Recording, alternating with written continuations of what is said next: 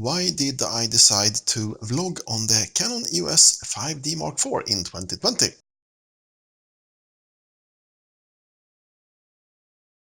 Really interesting question.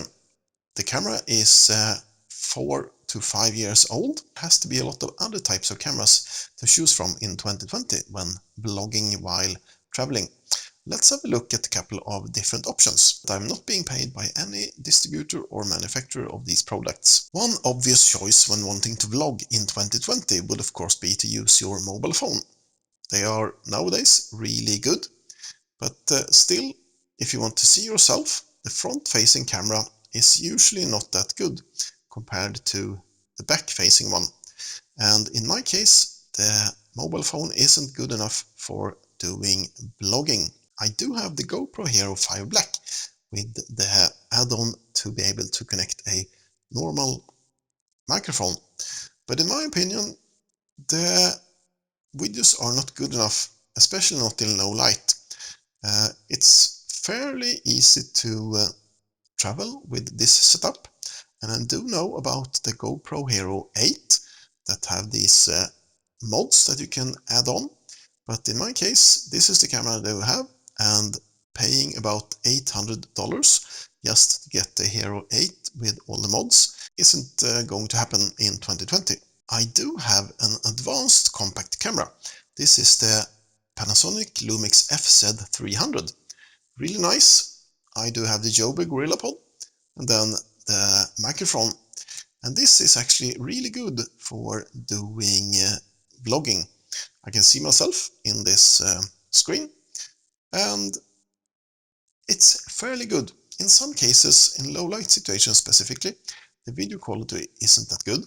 Also AF, the autofocusing features of this camera is good as well, but not good enough for me. So this could be a good option, but I'm still choosing the Canon EOS 5D Mark IV.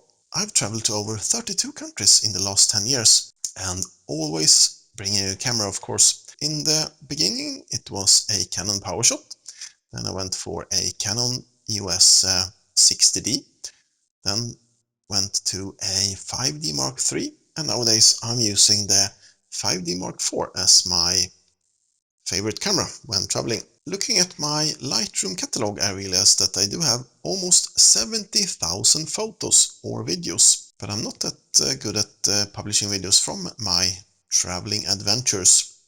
So in this year, 2020, I will go to Tokyo, Japan for a week, and I have decided to do more videos this time.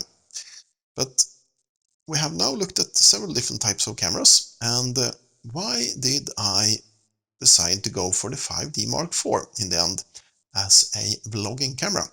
So I'm going to use it as usual for taking lovely pictures with a 24 to 70 f4LIS lens. Comparing to the other types of cameras that we have looked at today, why did I also choose to bring this for video and vlogging? There are a couple of different reasons.